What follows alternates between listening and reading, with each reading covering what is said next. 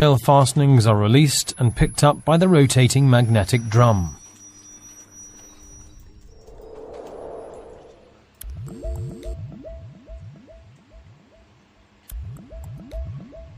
Before the relaying train goes into operation, the old rails are loaded onto wagons and taken away. The third major task in the course of the track rehabilitation, as it is being performed here, is to lay new sleepers and new rails. Track relaying trains of modern design carry out this stage of work like a well-coordinated assembly line.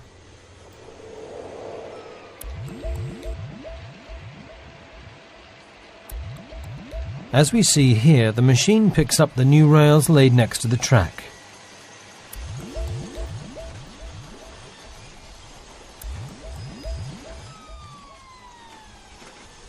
Then, the old sleepers are removed.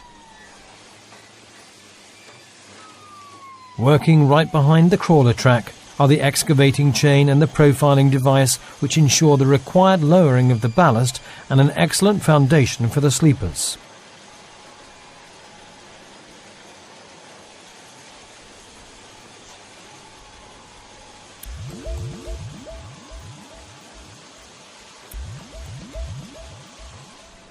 Now the new rails are positioned on the sleepers.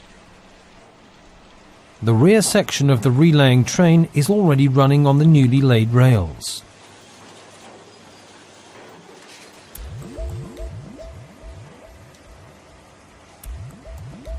An important element of the relaying train is the transport logistics for taking away the old sleepers and bringing in the new sleepers. This work is performed here by 2 gantry units.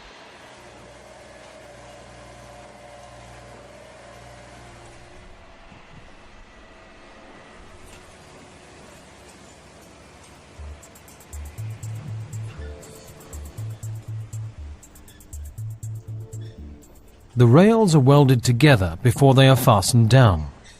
A mobile flash butt welding machine is used for this.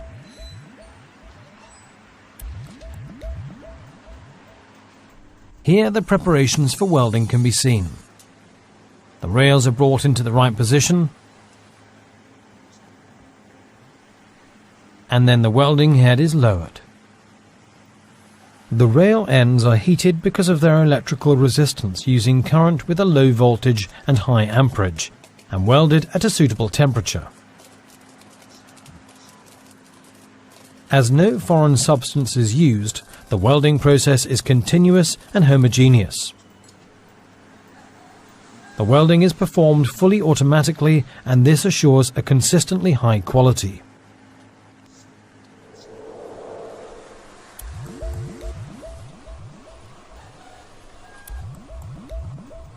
The welding machine is followed by the 8-spindle power wrench, which bolts the rails fully automatically to the sleepers.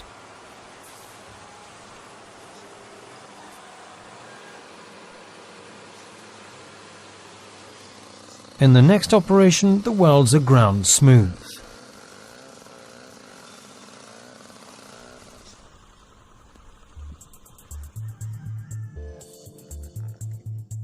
To give the new track the required stability for train services, tamping is performed on the new track. This process begins with placement of additional ballast. Finally, the new track is fixed in a perfect geometrical position by tamping and stabilization. Another layer of new ballast is unloaded in the newly laid track.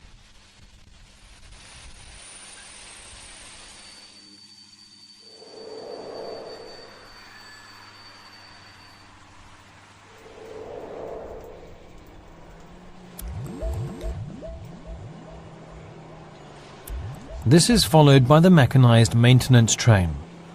The procedure is basically the same as for the safety tamping pass. The machines on this worksite are also the same as those used before. The mechanized maintenance train is led by a continuous action 3-sleeper tamping machine, which performs leveling, lining, lifting and tamping of the track. Following behind, a ballast plough to profile the ballast bed. And finally, a dynamic track stabilizer to consolidate the ballast and raise the track's resistance to lateral displacement.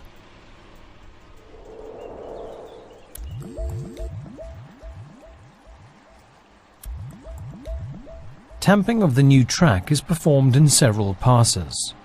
Before tamping is carried out, the MSAT 120 track survey car measures the parameters of the track and transmits these values to the mechanized maintenance train, which then performs the next pass on the basis of these data. Step by step, the desired quality of the new track is achieved.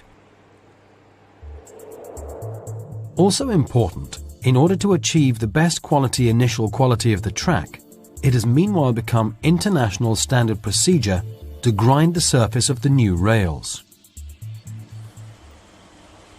On this line, the new rails are ground by a grinding machine for tracks and switches using oscillating grinding stones.